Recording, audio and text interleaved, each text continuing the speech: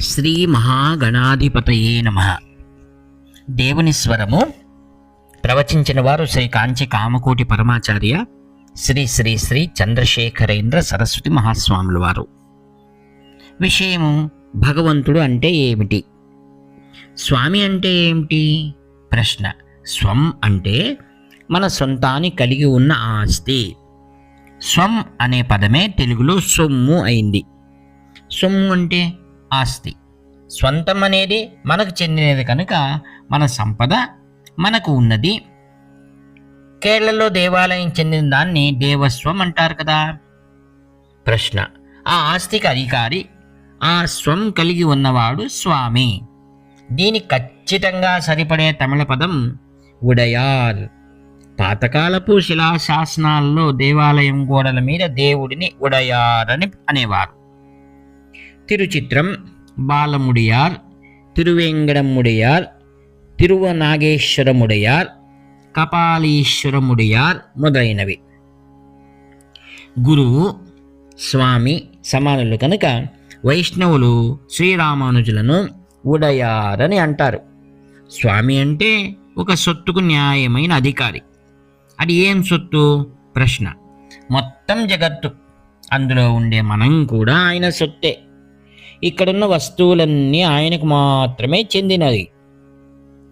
తాయుమానువర్ కూడా అదే పాడుతాడు. అంతా నీకు చెందినదే, ఎల్లాయం ఎన్ ఉడయమయే. ఇది నాస్తి, ఇది నీది అని మనం స్వాధీనత్వపు దావాను వేస్తాము. వాస్తవం ఏమిటంటే ఇదంతా మనము, ఇది నాదని దావా వేసే ఇతరులు అంతా ఆయన సొత్తే.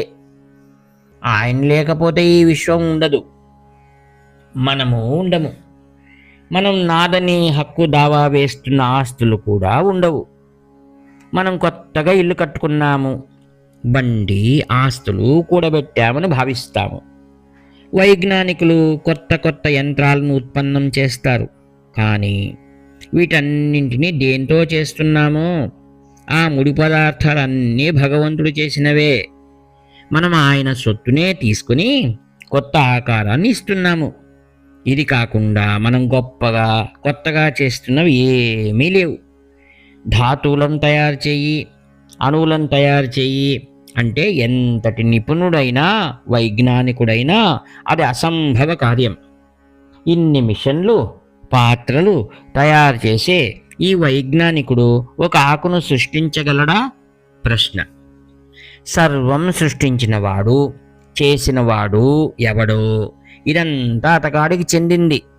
అందువల్లే అతడిని ఉడయార్ స్వామి అని అంటారు. మనము ఆయనకు చెందిన వారమే. మనకు చెందిన దాన్ని ఇష్టం వచ్చిన విధంగా పంచుకునే అధికారం మనకు ఉంటుంది కదా. అట్లాగే ఆ స్వామి సొత్తులమైన మనం అంతా ఆయనకే వదిలిపెడతాము. ఆయనకు ఎట్లా ఇష్టమో అట్లా నడుపుకోనిగాక. మనకేమీ దుఃఖాభారాలు వద్దు అనుకుంటే అది ఆనందం. ఇప్పుడు మనం నేను నేను అని దిగులు పడుతున్నాము. నిజంగా ఇదంతా ఆయనకు చెందింది అని అవగాహన చేసుకుంటే మనం ఇక దిగులు పడము. మనపై మనకు రాగద్వేషాలు పెట్టుకునే హక్కు లేదనే వాస్తవాన్ని ఒక్కసారి తెలుసుకుంటే అప్పుడిక దిగులే ఉండదు. అది పరిపూర్ణ శాంతి.